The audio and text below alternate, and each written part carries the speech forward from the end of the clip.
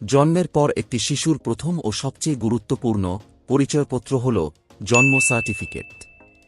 এটি শুধু একটি সরকারি নথি নয়, এটি ভবিষ্যতের স্কুলে ভর্তি, পাসপোর্ট তৈরি, সরকারি সুযোগ সুবিধা পাওয়ার মূল চাবিকাঠি। আপনি কি জানেন, এখন বাড়িতে বসেই খুব সহজে জন্ম সার্টিফিকেটের জন্য অনলাইন আবেদন করতে পারেন? 2025 সালে অনলাইন আবেদন প্রক্রিয়ায় বেশ কিছু পরিবর্তন হয়েছে। এই ভিডিওতে এটাই দেখাবো যে 2025 সালের নিয়ম অনুসারে কিভাবে জন্ম সার্টিফিকেটের জন্য অনলাইন আবেদন করবেন। স্টেপ বাই স্টেপ পুরো প্রসেস দেখাবো, তাই ভিডিওটি শুরু থেকে শেষ পর্যন্ত দেখবেন। তবে চলুন ভিডিওটি শুরু করা যাক। প্রথমে গুগল ওপেন করে টাইপ করবেন জন্ম মৃত্যু পোর্টাল। তারপর সার্চ করবেন, সার্চ রেজাল্টে প্রথম যে লিঙ্কটা আসবে সেই লিঙ্কে ক্লিক করবেন। লিঙ্কে ক্লিক করার সঙ্গে সঙ্গে পশ্চিমবঙ্গ সরকারের জন্ম মৃত্যু পোর্টাল ওপেন হয়ে যাবে। পোর্টালে আসার পর সিটিজেন সার্ভিস অপশনে ক্লিক করবেন। তারপর বার্থ অপশনে ক্লিক করবেন। শিশু যদি সরকারি হসপিটালে জন্মগ্রহণ করে থাকে এবং শিশুর বয়স যদি 1 থেকে 21 দিন হয় অথবা 2 থেকে 3 বছর হয়ে থাকে, তাহলে অ্যাপ্লাই ফর নিউ রেজিস্ট্রেশন অপশনে ক্লিক করবেন। আর শিশু যদি প্রাইভেট হসপিটালে জন্মগ্রহণ করে থাকে এবং শিশুর বয়স যদি 21 দিন পেরিয়ে যায়, তাহলে ডিলে বার্থ রেজিস্ট্রেশন অপশনে ক্লিক করবেন। ক্লিক করার পর এই রকম ইন্টারফেস আসবে। এখানে মোবাইল নাম্বার এন্ট্রি করবেন। তারপর গেট ওটিপি অপশনে ক্লিক করবেন। ক্লিক করার পর মোবাইলে ওটিপি আসবে। ওটিপির ঘরে ওটিপি এন্ট্রি করে সাবমিট ওটিপি অপশনে ক্লিক করবেন। সাবমিট অপশনে ক্লিক করার পর বার্থ রেজিস্ট্রেশন ফর্ম ওপেন হয়ে যাবে। বার্থ রেজিস্ট্রেশন ফর্ম এবং ডিলে বার্থ রেজিস্ট্রেশন ফর্ম দুটি রেজিস্ট্রেশন ফর্মই সেম। তবে ডিলে বার্থ রেজিস্ট্রেশনের ক্ষেত্রে পারমিশন সার্টিফিকেট এবং চালান কপি আপলোড করতে হবে।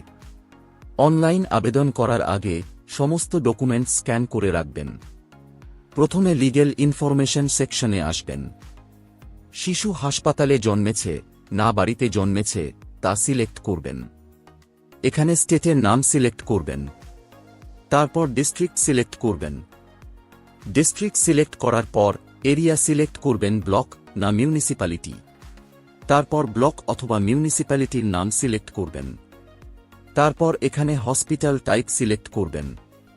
সরকারি হসপিটাল না প্রাইভেট হসপিটাল তা সিলেক্ট করবেন। সিলেক্ট করার পর এখানে হসপিটালের নাম সিলেক্ট করবেন। তারপর চাইল্ড ইনফরমেশন সেকশনে আসবেন। এখানে শিশুর জন্ম তারিখ এন্ট্রি করবেন। তারপর শিশুর জেন্ডার সিলেক্ট করবেন। জেন্ডার সিলেক্ট করার পর এখানে শিশুর ফার্স্ট নেম এন্ট্রি করবেন। মিডিল নেম থাকলে এখানে এন্ট্রি করবেন এবং এখানে টাইটেল এন্ট্রি করবেন। তারপর এখানে প্রেগন্যান্সি টাইপ সিলেক্ট করবেন, সিঙ্গেল না টুইন্স। তারপর ফাদার্স ইনফরমেশন সেকশনে আসবেন। এখানে শিশুর পিতার ফার্স্ট নেম এন্ট্রি করবেন। মিডিল নেম থাকলে এখানে এন্ট্রি করবেন এবং এখানে টাইটেল এন্ট্রি করবেন। ইমেইল আইডি থাকলে এখানে এন্ট্রি করবেন। তারপর এখানে মোবাইল নাম্বার এন্ট্রি করবেন।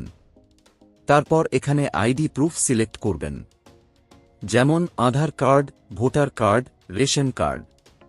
আইডি সিলেক্ট করার পর এখানে আইডি নাম্বার এন্ট্রি করবেন এবং এখানে আইডি প্রুফের স্ক্যান কপি আপলোড করবেন, পিডিএফ বা জেপিজি ফরম্যাটে 250 কেবির মধ্যে। তারপর মাদার্স ইনফরমেশন সেকশনে আসবেন। এখানে শিশুর মাতার প্রথম নাম এন্ট্রি করবেন। মিডিল নেম থাকলে এখানে এন্ট্রি করবেন এবং এখানে টাইটেল এন্ট্রি করবেন। এখানে ইমেইল আইডি এন্ট্রি করবেন যদি থাকে। তারপর এখানে মোবাইল নাম্বার এন্ট্রি করবেন। তারপর এখানে আইডি প্রুফ সিলেক্ট করবেন, যেমন Aadhaar card, voter card, ration card. ID select করার পর এখানে আইডি নাম্বার এন্ট্রি করবেন এবং এখানে আইডি প্রুফের স্ক্যান কপি আপলোড করবেন, পিডিএফ বা জেপিজি ফরম্যাটে 250 কেবির মধ্যে। মাতৃমা আইডি নাম্বার থাকলে এখানে এন্ট্রি করবেন, না থাকলে ফাঁকা রেখে দেবেন। তারপর মাদার্স প্রেজেন্ট অ্যাড্রেস সেকশনে আসবেন। শিশু জন্মের সময় মাতার যে ঠিকানা ছিল তা এখানে এন্ট্রি করবেন, অর্থাৎ ডিসচার্জ সার্টিফিকেটে যে অ্যাড্রেস আছে সেটাই এন্ট্রি করবেন। এখানে বাড়ির নাম ও নাম্বার এন্ট্রি করবেন যদি থাকে। না থাকলে গ্রামের নাম বা পাড়ার নাম এন্ট্রি করবেন। তারপর এখানে হাউস নাম্বার এন্ট্রি করবেন। এখানে রাস্তার নাম বা পাড়ার নাম এন্ট্রি করবেন। তারপর এখানে পোস্ট অফিসের নাম এন্ট্রি করবেন। পোস্ট অফিসের নাম এন্ট্রি করার পর এখানে পোস্টাল পিনকোড এন্ট্রি করবেন। তারপর এখানে রাজ্যের নাম সিলেক্ট করবেন। সিলেক্ট করার পর ডিস্ট্রিক্ট সিলেক্ট করবেন। ডিস্ট্রিক্ট সিলেক্ট করার পর এরিয়া সিলেক্ট করবেন, ব্লক না মিউনিসিপ্যালিটি। তারপর এখানে ব্লক বা মিউনিসিপ্যালিটির নাম সিলেক্ট করবেন। ব্লকের নাম সিলেক্ট করার পর গ্রাম পঞ্চায়েতের নাম সিলেক্ট করবেন। গ্রাম পঞ্চায়েতের নাম সিলেক্ট করার পর গ্রামের নাম সিলেক্ট করবেন। তারপর পার্মানেন্ট এড্রেস ডিটেলস সেকশনে আসবেন। যদি পার্মানেন্ট এড্রেস এবং প্রেজেন্ট এড্রেস সেম হয় তাহলে এখানে টিক মার্ক দেবেন। পার্মানেন্ট এড্রেস এবং প্রেজেন্ট এড্রেস যদি আলাদা আলাদা হয় তাহলে এড্রেস ডিটেলস ম্যানুয়ালি এন্ট্রি করতে হবে। তারপর স্ট্যাটিস্টিক্যাল ইনফরমেশন সেকশনে আসবেন। এখানে রিলিজিয়ন সিলেক্ট করবেন, হিন্দু, মুসলিম, খ্রিস্টান। আপনার যেটা হবে সেটা সিলেক্ট করবেন। তারপর শিশুর বাবার শিক্ষাগত যোগ্যতা সিলেক্ট করবেন। তারপর এখানে শিশুর পিতার পেশা বা কী কাজ করে তা সিলেক্ট করবেন। এখানে শিশুর মাতার শিক্ষাগত যোগ্যতা সিলেক্ট করবেন এবং এখানে মাতার পেশা সিলেক্ট করবেন। তারপর আদার্স ইনফরমেশন সেকশনে আসবেন। প্রথম বিবাহের সময় মাতার বয়স কত ছিল তা এখানে এন্ট্রি করবেন।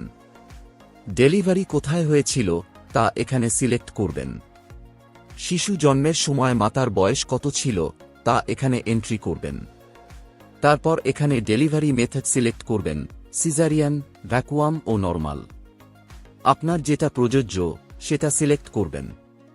তারপর এখানে মাতার মোট কয়টা শিশু আছে তা এখানে এন্ট্রি করবেন। তারপর শিশুর ওজন কত ছিল তা এখানে এন্ট্রি করবেন।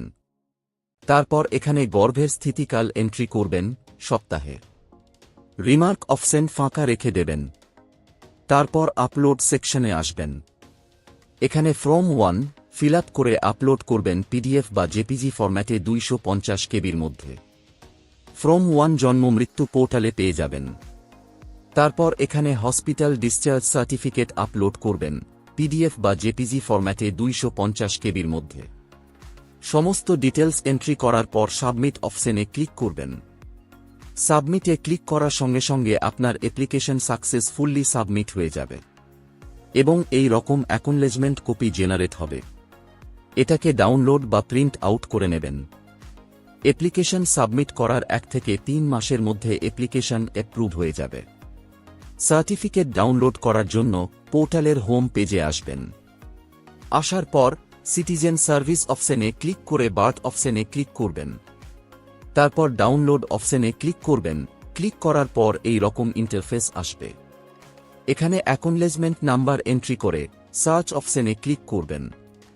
সার্চ অপশনে ক্লিক করার পর রেজিস্টার মোবাইলে ওটিপি আসবে। ওটিপির ঘরে ওটিপি এন্ট্রি করে সাবমিট অপশনে ক্লিক করবেন।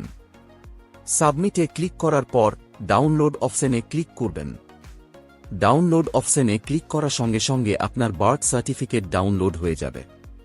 আশা করি এই ভিডিওটির মাধ্যমে আপনাদের জন্ম সার্টিফিকেটের জন্য অনলাইন আবেদন পদ্ধতি স্টেপ বাই স্টেপ বোঝাতে পেরেছি।